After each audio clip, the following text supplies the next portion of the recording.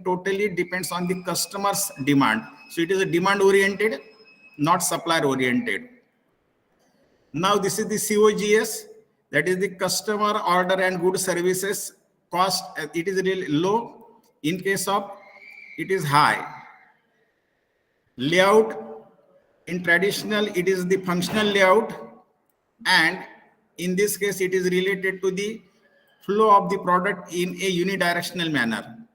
In traditional way, it is on the basis of different departments or sections, and there is a lot of material movement, wastages. Last point is the waste. Huge volume of waste is generated. In traditional, we don't bother about the wastages, but the lean manufacturing is on the basis of minimum waste is generated. Minimum waste is the main focus of lean manufacturing. Now let us move to the business process flow.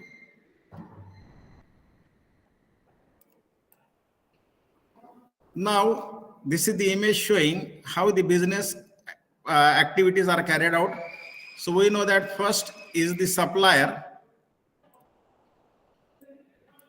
the provider of input to the process, then different inputs, man, material, machine. These are the requirements which are necessary for every processes. Then we are use the different processes depending upon the type of the product, which will add value. Then output, it is in the form of finished product or services. And last, we will deliver this services or product to the customers.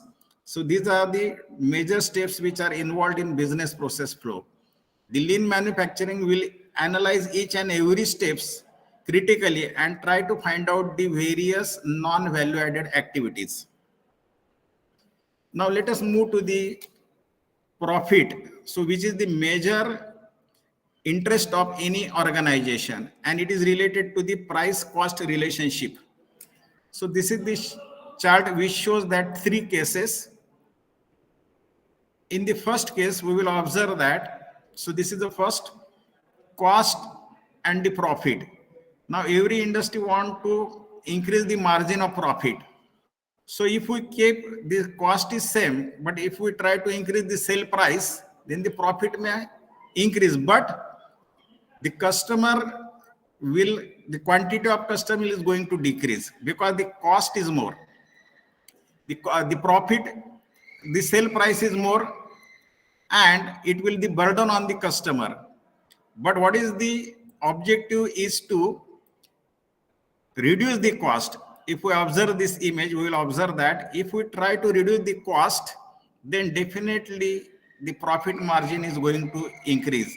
And to reduce the cost, there are different efforts, different actions are to be taken, which is known as a reduction of the cost, and which is a major concern of lean manufacturing.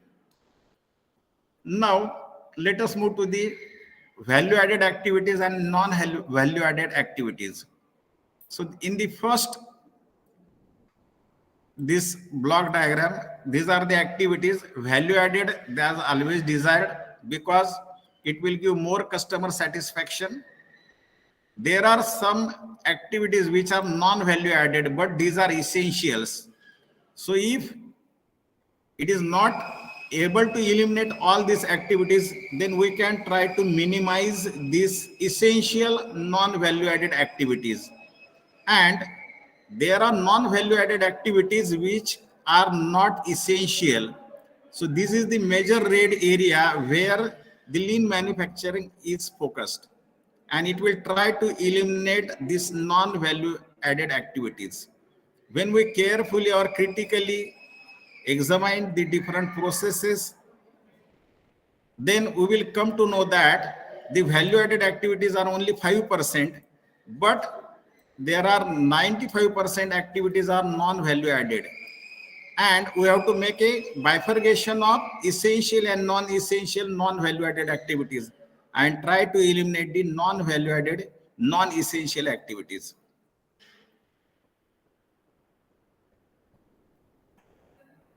Non-value added activities, it is a term as a waste, and Lean, the major focus of the lean is to eliminate the different non-value added activities, that is the waste. Now there are different non-value added activities like defects or errors. So it is not possible that the errors can be eliminated. If it is a natural errors, we cannot eliminate, but it is intentionally done. Then with the root cause analysis, with critical analysis, we can able to find out the causes of errors and we can try to eliminate it. Overproduction, traditional way is to produce more than the requirement. Transportation, movement, waiting. So these are the 8 type of waste which are focused by the lean manufacturing. In the next slide, we are going to go through the different types of waste. What are its causes? Now, waste, any action. Now, what we consider the waste? So it is the any action, any task, any process or product that adds time and cost without adding value. So if it is not contributing to the value of the product, which is not going to help to the customer, which will not satisfy the customer, then it is considered as a waste.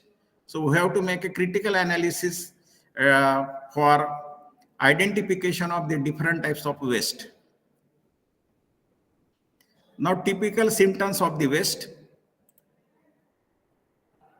So when we go through the different types of waste, there are the impact of this waste on the production or other activities is it will increase the cycle time, excessive cycle time, lead time, and the flow time. The cost will also increase, excessive cost. Similarly, the effect on product quality, poor quality is generated, defective products will be generated, inventory will be large, it will require large storage area. Again, maintenance of inventory is a major issue. Dependency on work around the methods. Then the reactive firefighting. So in case of emergency, again, we have to make a rework of the components. Daily management by exception. So routine is also get disturbed. The production planning activities are also going to hamper. So these are the various negative side of the waste. Now, in lean manufacturing, as per Japanese word, it is known as a muda, M-U-D-A. Muda is known as a waste. And the 8 types of waste are generated. So according to the lean philosophy, these are the types of waste. So first waste is the regarding transportation, excessive movements, waiting. Second, third is the inventory.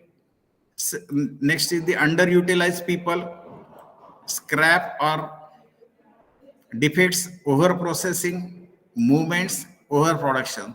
So these are the 8 types of waste which are considered by the lean manufacturing.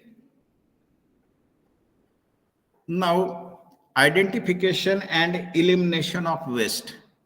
So what is the philosophy for that? First, every organization who want to implement the lean manufacturing, so first step is to identify and try to eliminate the waste. So it is the central focus of the production system that we have to identify the waste and find out the alternate ways so that we can eliminate the waste. Now it will require all employees must be trained to identify and eliminate waste from their work. So at supervisor alone cannot be able to, so everybody should contribute, everybody should try to find out the types of waste which are generated in the method in their work. So employee must be trained to identify and eliminate the waste from their work. Knowingly or unknowingly, we may consider that the waste will be always there at all levels in the organization, and we should able to identify this type of waste. Now let us discuss one by one. First is the transportation waste. So transportation waste, as we know that it is related to the movement. It may be movement of material, it may be movement of man, it may be movement of material handling system like equipments. So any material movement that does not directly align to the lean business model. So what is this lean business model? It is totally on basis of elimination of waste. So we have to find out the uh, where there are problems related to the material movement and the characteristics of the transportation waste. Extra forklifts, trucks, it means it will require some more amount of material handling system. Here the one example is given. We will require the trucks, forklift trucks for more material movement. Then we will have multiple storage locations. The inventory management is also not simple. It is a complex. We will require large storage space, large warehouses. There is an error in the inventory management. So these are the characteristics of the transportation waste. And what are the examples of that? So there is an imbalance of work schedule for the drivers or the manpowers, inconsistent schedules. Because of the transportation waste, there may be disturbance in the schedules. Consistent schedule will not be there. Long changeover times. There is a lack of workplace organization. It will not be organized systematically. The layout is also improper. So these are the characteristics and the examples. Though we are considering it is a waste, but these are the characteristics and these are the examples. Now next is the inventory. So generally, as we have the resources in large quantity, it is our natural tendency at our domestic as well as in industry sector that we produce more and large quantity is stored. So any supply in excess of customer requirement. So generally, considering the cost discount and that, generally it has a tendency to produce more, or depending upon the forecasting, there is a chances that excessive product will be prepared and it will be stored in the warehouse. So any supply in excess of customer requirements necessary to produce good or just in time. Generally, Japanese system, it totally depends on just in time concept. Because of space limitations, resources availability is less. They don't have any warehouses, or they is always believe in the order received from the customer, then immediately they will process and it will not be get stored. So there is no inventory or very few inventory in case of Japanese production or Toyota production system. Now, waste of inventory. These are the characteristics regarding the waste of inventory. First, stagnated material flow. So there is a certain amount of area is get blocked because of the large amount of product which are produced.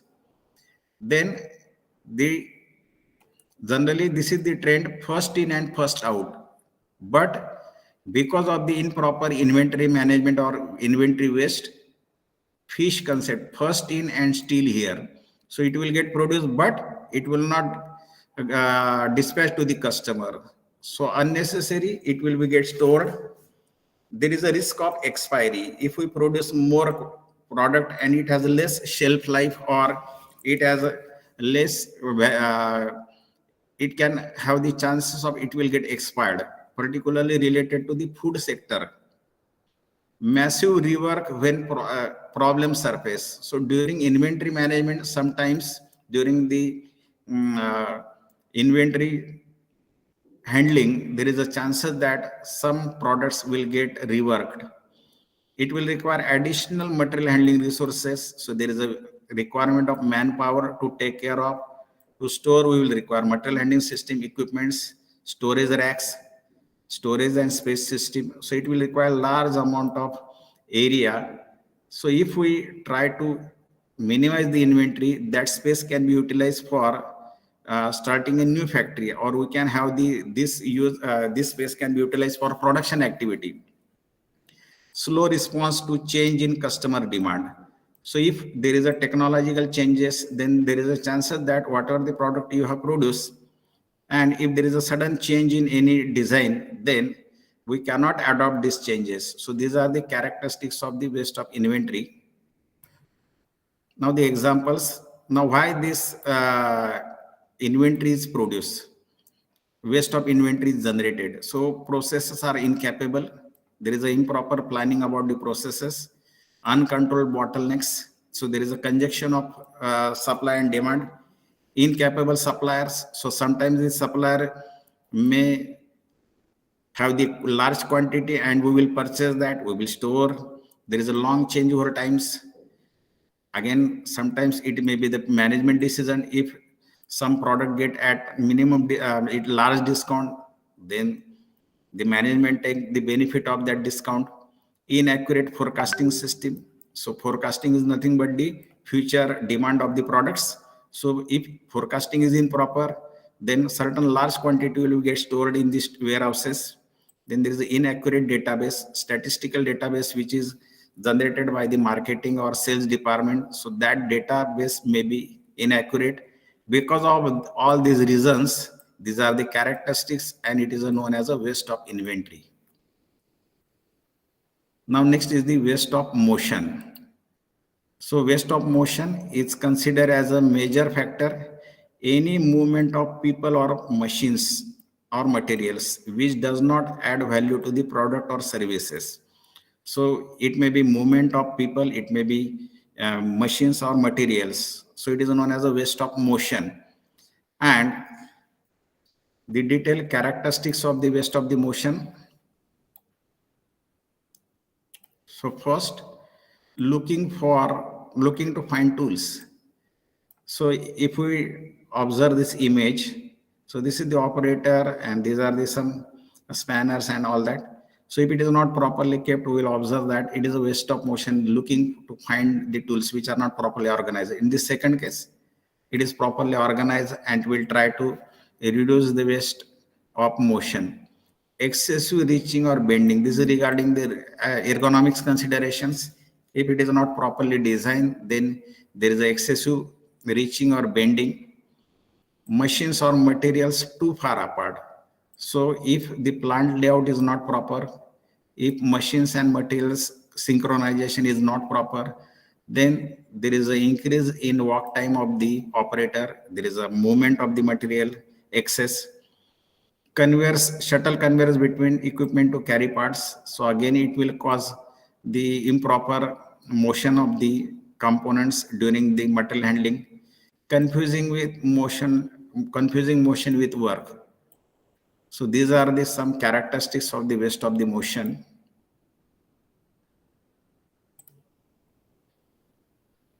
Now, what are the causes? Equipment, office, plant layout. So if the layout of plant, equipment, office is not proper, then there is a wastage of motion. Lack of workplace organization. It is not properly organized. The activities of method study, work study, if they are carried out systematically, then the workplace organization or layout can be refined, it can be modified. Poor machine or operator effectiveness. If there is a coordination of machine operators or if it is not proper, then it may cause the waste of motion. Inconsistent work methods. The batch sizes are very